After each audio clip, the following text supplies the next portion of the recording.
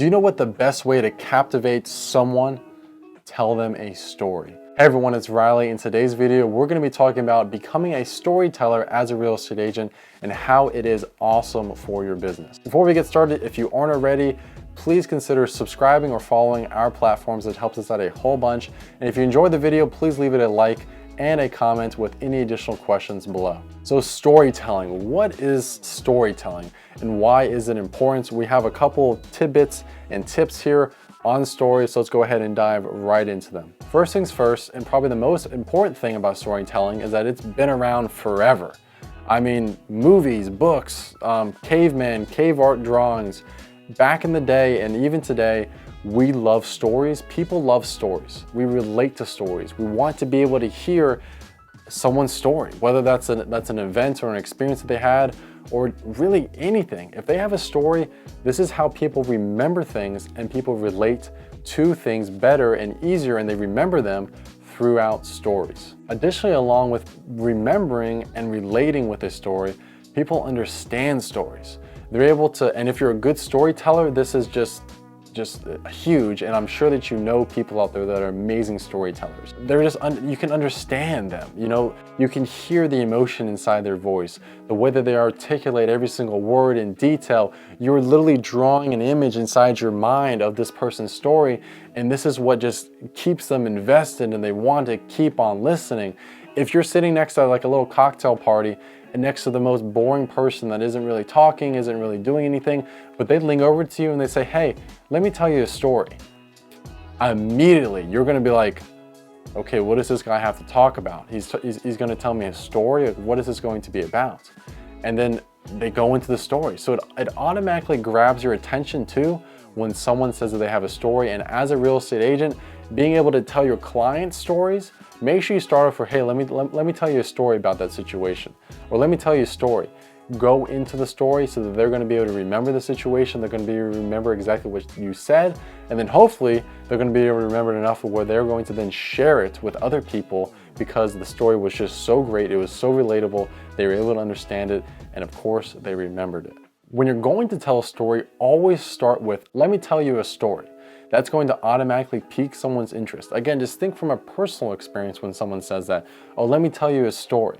They're going to, automatically, you're like, okay, I'm gonna listen to this a little bit and just see what happens.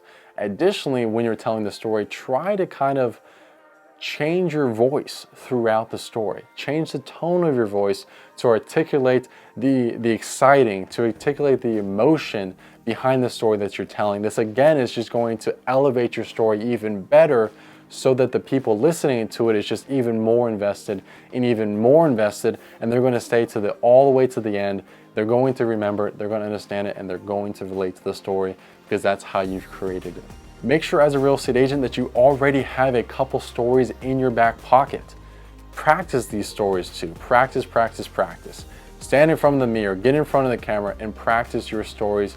Practice the way you tell them because you want to be able to, again, change the tone, express the emotion all throughout the story so that they're able to relate it and remember the story even better, and then hopefully share it down the road as well. And when they ask, who told you that? Oh, it was my realtor. Oh my gosh, that was an amazing story.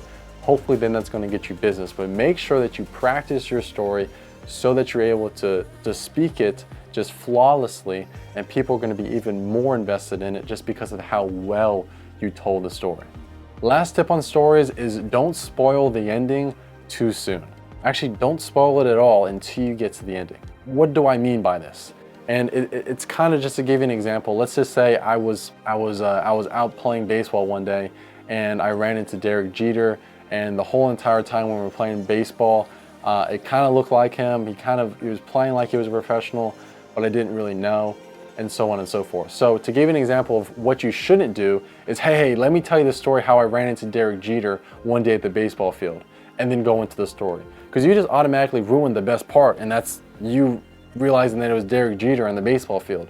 The best way to create that story and to tell that story is to say, hey, listen, let me tell you the story about this crazy experience I had when I was on the baseball field the other day. Then go into the story, say, yeah, we were playing and we picked teams. There was a shortstop, you know, he was pretty athletic, had a good arm on him. he's swaying like no one else. I mean, it looked like he was a pro. Everyone was kind of like looking at him all the time too. It kind of made me feel like everyone else knew him and I didn't. And then when I was pitching, I was able to get a closer look at him, and when I saw his stance, I realized that it was Derek Jeter from the Yankees. Make sure that you leave the big wow, oh my gosh section for the very end.